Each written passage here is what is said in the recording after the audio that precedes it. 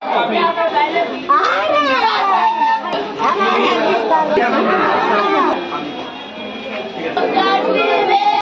দুজন আর কি আপনার ইয়াতে গেছে, ঘুরতে গেছে আর কি ইন্ডিয়া বর্ডারে। তো অনেকেই তো ঘুরতে যায়, তো ওরাও সকাল সকাল ঘুরতে গেছে সম্ভবত 8টার দিকে আর কি। তো 8টার দিকে তো বিএসএফ নাকি ওদেরকে মানে কাটাতারের ভিতর থেকে গুলি করছে। তো 2টা গুলি করছে, গুলি করাতে একটা গুলি নাকি বাহির মানে ওর উপরে বেদ হয় নাই, আরেকটা গুলি ওর উপর দিয়ে গেছে আর কি, মানে যেন মাজায় আর কি ওর গুলিটা লাগছে।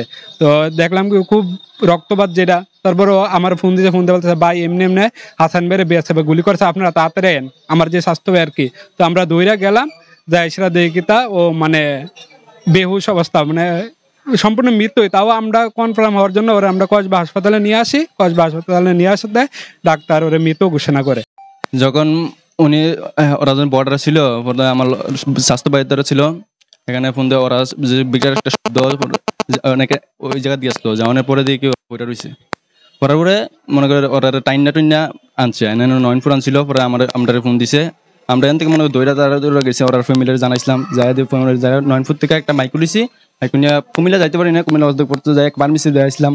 পারমিশন নিয়ে আনার পরে মারা গেছে। মারা নেওয়ার পরে তো আমরা সন্দেহ লাগে কয় বাহিনী দেখি, কয় বাহিনী না এইটুকুই আর জানি না। হ্যাঁ, এটা মানে পুরোপুরি আমরা বিশ্বাস যেতেছি এটা উনি তো কোনো অন্যায় করছে না, যেমন অনেক তো বৈশা রয়েছে। আমি জানি আরো অনেকটি গুলি করে মারছে, নৌকার মাঝে মধ্যে গুলি করছে এই শালদা গাঙ্গের মাঝে। এখান থেকে যাইতেও পারে বুধ গেছে, শুনছি গুলি করছে। দাবি চাই সরকারের কাছে, আমি বিচার চাই আমার এই দাবি। আর কারোর যেন বাবু ছেলেরা যেন না হারানো যায়, এরকম বহুত হয়েছে এখানে, বহুত কাহিনী হয়েছে। এইখানে তারা গুলি করুই বহুত লোক মারছে।